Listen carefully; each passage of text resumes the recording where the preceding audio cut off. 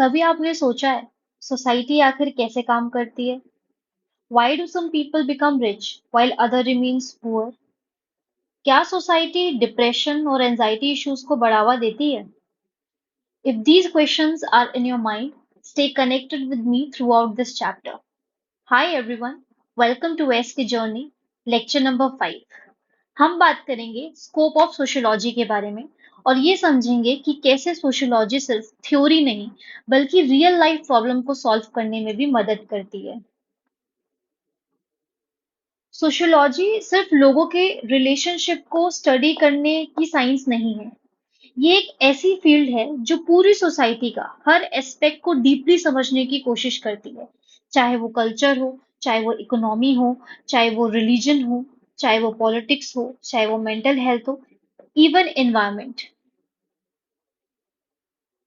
अगर हम स्कोप की बात करें तो what does scope mean? Scope मतलब होता है सब्जेक्ट मैटर। ये बताता है कि कोई भी सब्जेक्ट का रेंज ऑफ टॉपिक क्या है, एरियाज दैट इट स्टडीज, क्या इश्यूज वो सब्जेक्ट कवर करता है। सोशियोलॉजी का अगर हम स्कोप देखें तो बहुत वाइड है। फैमिली से सोसाइटल लेवल तक हर चीज को ये पढ़ता है, चाहे वो फैमिली हो, चाहे रिलीजन हो, चाहे पॉलिटिक्स हो, चाहे एजुकेशन हो, चाहे कास्ट हो, चाहे गवर्नमेंट सिस्टम हो, हर एक चीज को ये पढ़ता है। दूसरा, it talks about the social change and evolution. Societies time के साथ साथ चेंज होती रहती है। जैसे हम पहले इंडस्ट्रियल रेवोल्यूशन के टाइम पे थे, अब हम डिजिटल रेवोल्यूशन में हैं। सोचिए 10 साल पहले हम स्मार्टफोन्स के बिना जीते थे। ये एवोल्यूशन ये एवोल्यूशन पार्ट जो होता है, ये सोसाइटी का कोर है। व्हाट्सएप, सोशल मीडिया, इनका क्या इम्पैक्ट होता है, ये सोशल चेंज का बेस्ट एग्जाम्पल है। पहले लोग लेटर्स लिखते थे, अब एक बटन दबाओ और पूरे देश को बता दो कि आपके थॉट्स क्या हैं। तो सोशियोलॉजी सोशल चेंज और एवोल्यूशन को पढ़ता है, इसके बारे में बताता है। नेक्स्ट अगर हम बात करें तो इंस्टीट्यूशन एंड स्ट्रक्चर्स, इनकी स्टडी करता है। एजुकेशन, पॉलिटिक्स, लॉ जैसे इंस्टीट्यूशन को स्टडी करना भी सोशियोलॉजी का पार्ट है। जैसे हम सबको स्कूल्स और कॉलेजेस के स्ट्रक्चर्स पता है, पर हर जगह ये स्ट्रक्चर्स अलग अलग होते हैं। हर कंट्री में अलग एजुकेशन सिस्टम होगा, हर कंट्री के अलग कल्चर होंगे, और ये क्या इम्पैक्ट करता है, इसका क्या इम्पैक्ट होगा, ये सोशियोलॉजिस्ट एनालाइज करते हैं। जैसे अगर हम देखें Indian education system versus finish education system. Finish education system जो है वो फोकस करता है प्रैक्टिकल लर्निंग में, जबकि इंडिया में ज्यादा थ्योरेटिकल में फोकस होता है। और फिनलैंड के बच्चों को होमवर्क नहीं दिया जाता इतने बड़े स्केल पर। Shocking, right? फिर urban versus rural sociology. Rural और अर्बन लाइफ का डिफरेंस काफी इंटरेस्टिंग होता है। सोचो एक गांव की जिंदगी है और एक मेट्रो सिटी की जिंदगी है, कितना डिफरेंट है। रूरल एरियाज में जॉइंट फैमिली का कॉन्सेप्ट ज्यादा होता है, पर अर्बन एरियाज में न्यूक्लियर फैमिलीज ज्यादा कॉमन होती हैं। दिल्ली जैसी बड़ी सिटीज में अगर हम देखें तो पोल्यूशन एक बहुत बड़ी समस्या है। अगर हम छोटे से गांव की बात करें तो वहां पे क्लीन एयर बहुत कॉमन मिल जाती है, बहुत कॉमन थिंग है वहां पे क्लीन एयर। तो ये भी सोशियोलॉजी के अंदर डिस्कस होता है। Next, culture and norms. Her society के अपने नॉर्म्स और वैल्यूज होते हैं, सबके अलग अलग होते हैं। जैसे इंडिया में एल्डर लोगों को नमस्ते कहना एक नॉर्म है, पर वेस्ट में हैंडशेक ज्यादा कॉमन होता है। ये कल्चरल डिफरेंसेस भी सोशियोलॉजी का पार्ट है। अरेंज मैरिजेस इंडिया में एक नॉर्म है, पर वेस्टर्न सोसाइटी में अगर हम देखें तो लव मैरिज को प्रेफरेंस दी जाती है। तो अगर हम समराइज करें तो sociology her aspect of life को स्टडी करता है, चाहे फैमिली हो, चाहे रिलीजन हो, पॉलिटिक्स हो, एजुकेशन हो, कल्चर हो, इंस्टीट्यूशन हो। ये हमें समझाता है कि सोसाइटी कैसे इवॉल्व करती है और कैसे फंक्शन करती है। सोसाइटी कॉन्स्टेंटली इवॉल्व होती जा रही है। ठीक है, तो जो इसका स्कोप है ये लिमिटेड या रिस्ट्रिक्टेड नहीं है, इसका स्कोप अनलिमिटेड है। अभी हम देखेंगे डिफरेंट फेजेस में कैसे सोशियोलॉजी का स्कोप इवॉल्व होता है, 1838 से ये कैसे इवॉल्व हो रहा है आज के दिन तक, प्रेजेंट डे तक। तो फर्स्ट फेज पे आते हैं। फर्स्ट फेज जो स्टार्ट होता है वो 1838 से 1880 तक है। और यहाँ पर अगर हम स्कॉलर्स देखें तो यहाँ पे फ्रेंच स्कॉलर्स डोमिनेट करेंगे, जैसे अगस्त कॉम्ट, डर्कीम, एल टी हॉबाउस। यहाँ पर जो फोकस होगा वो होगा मैक्रो एस्पेक्ट्स को पढ़ना। ये कहते हैं कि sociology can study every aspects of society, हर चीज को सोसाइटी स्टडी कर सकता है बाय अप्लाइंग साइंटिफिक मेथड। तो ये वाइडर स्कोप की बात कर रहे हैं। एग्जाम्पल, जैसे आज के टाइम पे हम डिजिटल सोसाइटी की बात अगर करते हैं, if we talk about digital society, तो हम जब डिजिटल सोसाइटी की बात करते हैं तो उसमें सोशल मीडिया भी आता है, टेक्नोलॉजी भी आती है, इकोनॉमी भी आती है, एजुकेशन भी आता है। तो ये सब इंटरकनेक्टेड है। वैसे ही उस टाइम पे कॉम्टे ने पूरी सोसाइटी को एक साथ समझने की कोशिश की थी, और इस स्कूल को हम कहते हैं, या इस फेज को हम कहते हैं एनसाइक्लोपीडिक स्कूल। फिर नेक्स्ट फेज पे आते हैं। नेक्स्ट फेज स्टार्ट होता है 1880 से 1940 तक। यहाँ पर जो स्कॉलर्स हैं वो जर्मन है, जैसे दिल थे, मैक्स वेबर, फर्डिनेंड टॉनिस। यहाँ पे जर्मन स्कॉलर्स डोमिनेट करेंगे। ये बोलते हैं sociology can't study everything, it focused on the micro aspects of society. ये कहते हैं कि सोशियोलॉजी को माइक्रो एस्पेक्ट्स पे फोकस करना चाहिए, छोटी चीजें पढ़नी चाहिए, जैसे ग्रुप है, क्लास है, रिलीजन है, रीजन है, इन सब के बारे में पढ़ना चाहिए। हमने देखा था कि 1889 1839 या 38 भी कर सकते हैं इसको, 1838 39 से लेकर 1880 तक जो फोकस था वो ऑब्जेक्टिविटी पे था। वहां पे साइंटिफिक मेथड की बात हो रही थी। वहां पे एक मैक्रो व्यू की बात हो रही थी। वहां के स्कॉलर्स कहते थे कि सोसाइटी सब कुछ पढ़ सकती है। They wanted to make sociology similar to natural sciences. Natural sciences जैसे फिजिक्स। इवन जो सेंट साइमन है, Saint Simon, he is teacher of Auguste Comte, he called sociology as social physics.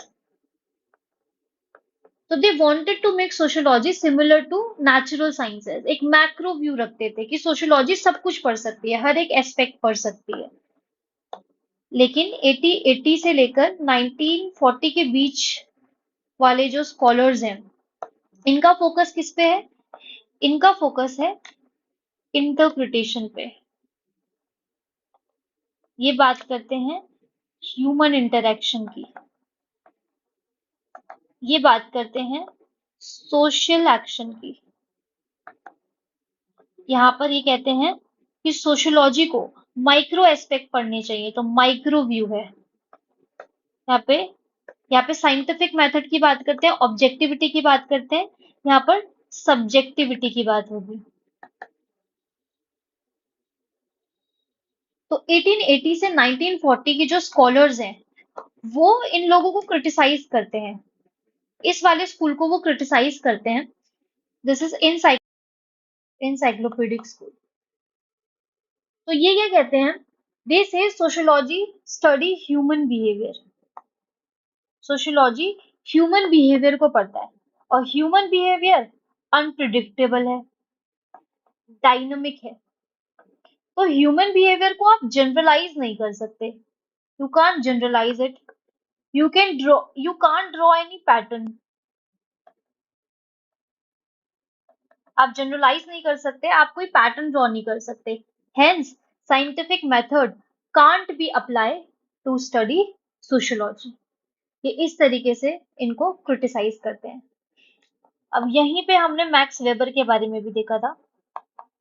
तो मैक्स वेबर का एक concept है ideal type concept, ये बहुत interesting concept है। इसमें ये कहते हैं कि हम we can never make perfect society, but we can make ideal image of the society, जिससे हम सोसाइटी को जज कर सकते हैं।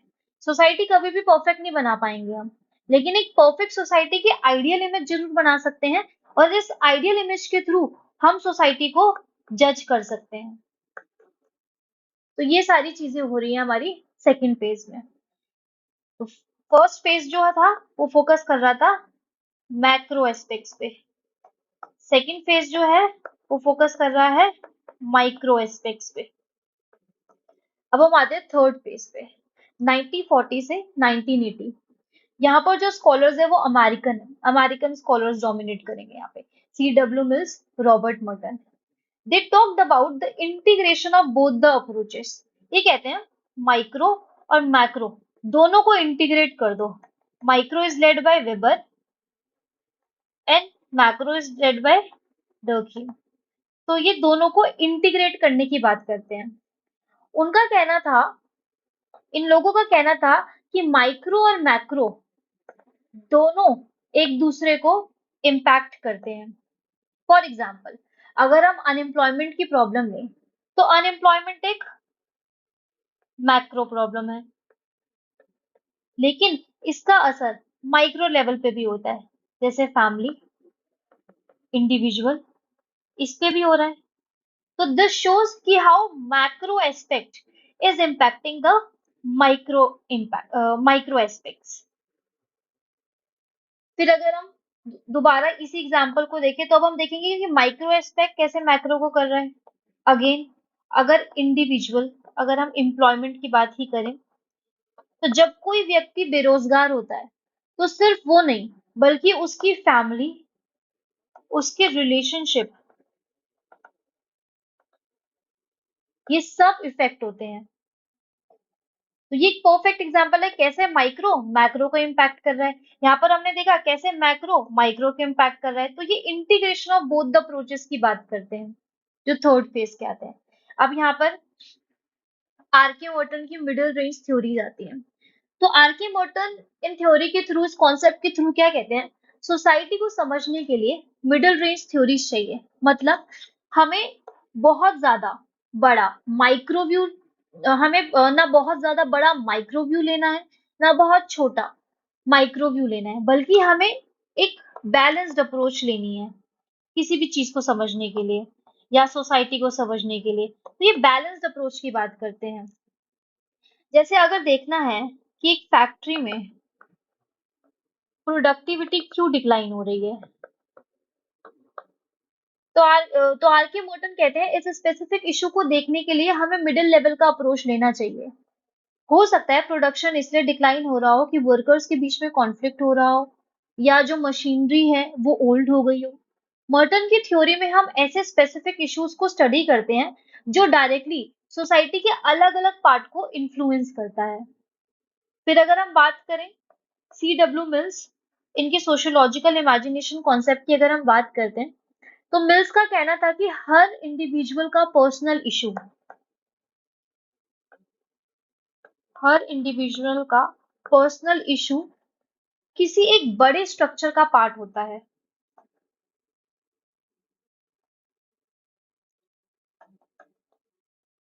एग्जाम्पल अगर हम जॉब का लें तो जॉब एक पर्सनल, सिर्फ एक पर्सनल प्रॉब्लम नहीं है, अनएम्प्लॉयमेंट सिर्फ एक पर्सनल प्रॉब्लम नहीं है, बल्कि ये समझना होगा कि पूरी इकोनॉमी में क्या चेंजेस हो रहे हैं जो एम्प्लॉयमेंट पे असर डाल रहे हैं। जैसे हो सकता है कि अनएम्प्लॉयमेंट रिसेशन की वजह से हो या ऑटोमेशन की वजह से हो, या अनएम्प्लॉयमेंट इसलिए हो रही हो कि जो गवर्नमेंट है उस तरीके की पॉलिसीज ही ना बना रही हो कि जिससे लोग स्किल्स डेवलप कर पाए। तो बहुत एक मैक्रो व्यू देखने के लिए भी कहते हैं। तो वो कहते हैं कि जो ये पर्सनल इश्यूज हैं ये किसी बड़े स्ट्रक्चर मैक्रो का भी पार्ट होता है। तो ये सी डब्ल्यू मिल्स, और सी डब्ल्यू मिल्स का सोशियोलॉजिकल इमेजिनेशन कॉन्सेप्ट मैंने अपनी फर्स्ट लेक्चर में भी समझाया था आपको, जिसमें मैंने अनएम्प्लॉयमेंट, मेंटल हेल्थ, इन सब का एग्जाम्पल आपको दिया था। तो हम देख रहे हैं कि स्कोप 1838 में, 1838 से लेकर 1880 तक अगर हम देखें तो बहुत वाइडर स्कोप था इसका। मैक्रो एस्पेक्ट्स की बात करी जाती थी। यहाँ पर अगर हम देखें तो नैरो स्कोप। ये क्या कहते हैं कि यहाँ के जो स्कॉलर्स कहते हैं वो कहते हैं, यहाँ पे स्कॉलर्स थे अगस्त कॉम्ट, दरखीम,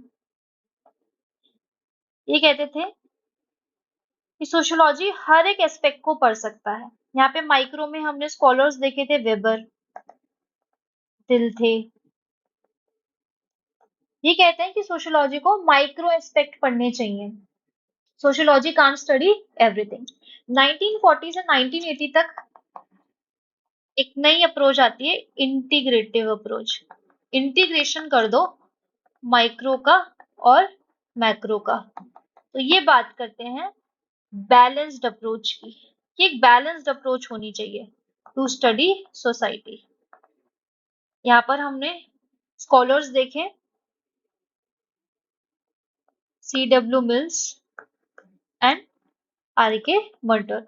यहाँ पर हमने इनकी सोशियोलॉजिकल इमेजिनेशन थ्योरी देखी, यहाँ पर हमने मिडिल रेंज थ्योरी देखी। अब हम बात करते हैं 1980 के बाद क्या हुआ। तो स्कोप ऑफ सोशियोलॉजी आफ्टर 1980, इस टाइम तक बहुत सारे चेंजेस आ गए थे। इंटरनेट, ग्लोबलाइजेशन, ऑटोमेशन, तो इन सारे फैक्टर्स की वजह से सोसाइटी एकदम बदल गई थी। पहले लोग अपने लोकेलिटी तक ही सीमित थे, पर अब जैसे ही इंटरनेट आया, सब कुछ ग्लोबल हो गया। अब इंडिया के एक छोटे से गांव का बंदा भी अमेरिका के किसी स्कॉलर की थॉट्स को पढ़ सकता है इंस्टेंटली। एक और चीज हुई इस फेज में, वो था डिसीज और पेंडेमिक्स का इम्पैक्ट। पहले ये इतना वाइड स्प्रेड नहीं होता था, लेकिन जैसे जैसे ग्लोबल ट्रेड होने लगा, कनेक्टिविटी बढ़ने लगी, वैसे वैसे पेंडेमिक्स भी फास्ट स्प्रेड होने लगे। फॉर एग्जाम्पल आप देख सकते हो कोविड-19। तो अब फोकस होने लगा, इस फेज में फोकस होने लगा इशू बेस्ड सोशियोलॉजी पे।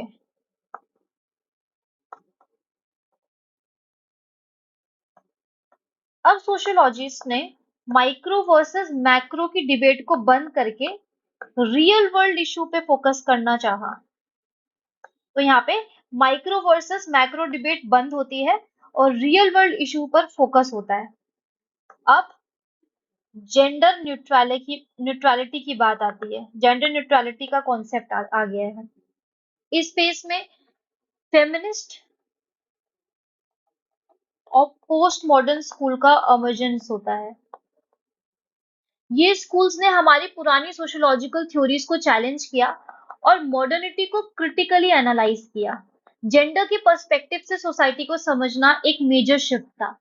आप किसी भी चीज को वुमन पर्सपेक्टिव से देख सकते हो, चाहे वो पॉलिटिक्स हो, चाहे इकोनॉमिक्स हो, या फिर डे टू डे इंटरेक्शन। मान लीजिए आप एक ऑफिस में काम करते हैं और वहां प्रमोशन का इशू है। एक फेमिनिस्ट पर्सपेक्टिव से देखा जाए तो ये सवाल उठता है कि क्या प्रमोशन के टाइम पे जेंडर बायस तो नहीं हो रहा है। तो ये सारी चीजें हैं। लेकिन इंटरेस्टिंग बात ये है कि ये जो नए स्कूल इमर्ज हो रहे हैं, ये किसी एक पुरानी थ्योरी में फिट नहीं होते। जैसे ये एक फ्री स्टाइल मोड में चलते रहे।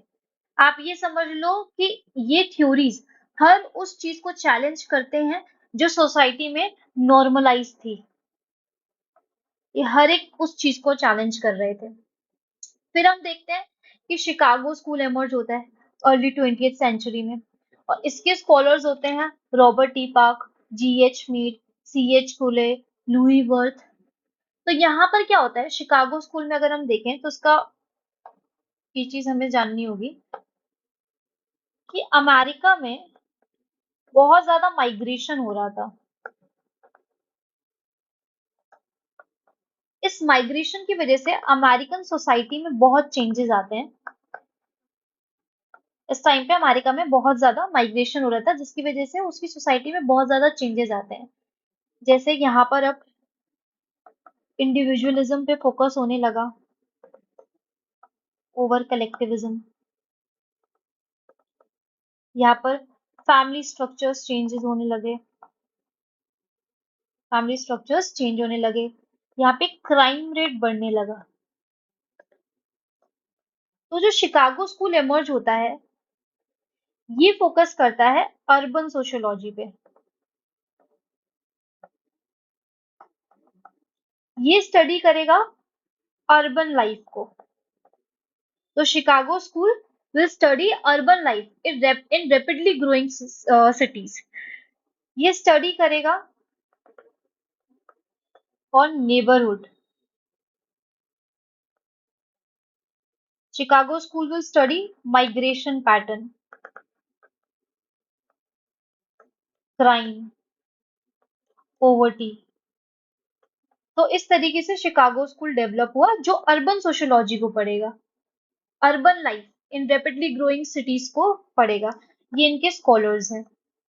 फिर हम देखते हैं एक फ्रैंकफर्ट स्कूल इमर्ज होता है जर्मनी में। तो इसके स्कॉलर्स हैं एरिक फ्रॉम, हैबरमास, अडोर्नो, मैक्स हॉकहाइमर। तो ये सारे जीयूस थे। ये एक मार्क्सिस्ट स्कॉलर्स का ग्रुप था।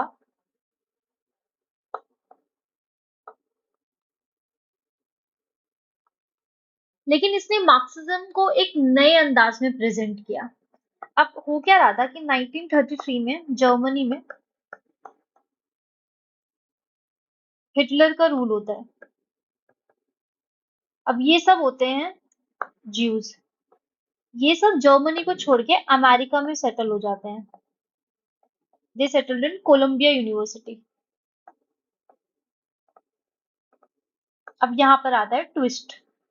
इमेजिन आप मार्क्सिस्ट हो, लेकिन अब आप एक कैपिटलिस्ट कंट्री, मतलब जैसे यूएसए में रह रहे हो। तो अमेरिका में रहने के लिए इन स्कॉलर्स ने अपने आइडिया को थोड़ा मॉडिफाई किया, क्योंकि ये लोग मार्क्सिस्ट थे और यूएसए कैपिटलिस्ट आइडियोलॉजी फॉलो करती थी। तो इन लोगों को क्या करना पड़ा, अपने आइडियाज को मॉडिफाई करना पड़ा। अब इन लोगों ने मार्क्सिज्म को कल्चरल अप्रोच के साथ मर्ज कर दिया और ये बना क्रिटिकल स्कूल। तो जो ये क्रिटिकल स्कूल है या जो ये क्रिटिकल थ्योरिस्ट है, ये सबको क्रिटिसाइज करेंगे। अब ये सबको क्रिटिसाइज करेंगे। दे सेज चाहे वो कैपिटलिज्म हो, चाहे वो कल्चरल फिनोमेना हो, सबका एनालिसिस और क्रिटिसिज्म किया जा सकता है। फॉर एग्जाम्पल, अगर हम नेटफ्लिक्स देख रहे हैं, तो जो ये क्रिटिकल थ्योरिस्ट है, ये देखेगा कि नेटफ्लिक्स के थ्रू आपको क्या दिखाया जा रहा है और कैसे कैपिटलिस्ट सोसाइटी आपको मैनिपुलेट कर रही है। एक मेजर चीज जो फ्रैंकफर्ट स्कूल के थ्योरिस्ट ने हाईलाइट की, वो था मास मीडिया का रोल। चाहे वो टेलीविजन हो, चाहे वो रेडियो हो, चाहे वो सोशल मीडिया हो। वो अपनी थ्योरी के थ्रू ये समझाते हैं कि कैसे इन सबके थ्रू बड़े बड़े पावर स्ट्रक्चर पब्लिक को कंट्रोल करते हैं।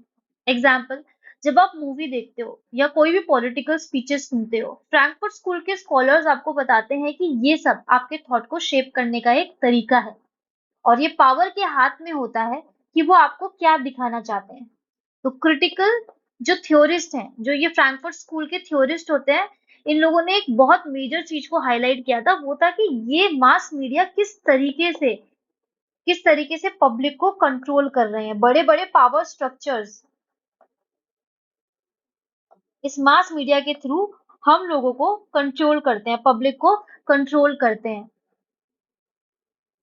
वो इनके ये पावर स्ट्रक्चर्स के हाथों में होता है कि वो आप लोगों को क्या दिखाना चाहते हैं, कैसे ये आपकी आइडियोलॉजी को शेप कर रहे हैं, चेंज कर रहे हैं, आपके थॉट को किस तरीके से शेप कर रहे हैं।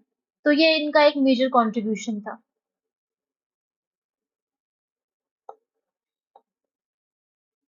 तो हमने अभी तक देखा, क्विक रिवीजन करते हैं सारे फेजेस का। हमने देखा 1838 से लेकर 1880 तक जो स्कोप था वो बहुत वाइड था, मैक्रो व्यू था।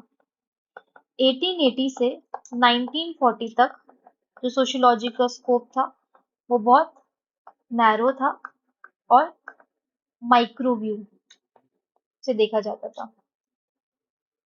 फिर हमने देखा 1940 से 1980 पे मैक्रो प्लस माइक्रो, मतलब इंटीग्रेशन की बात होती है, एक बैलेंस्ड अप्रोच की बात होती है टू स्टडी सोसाइटी।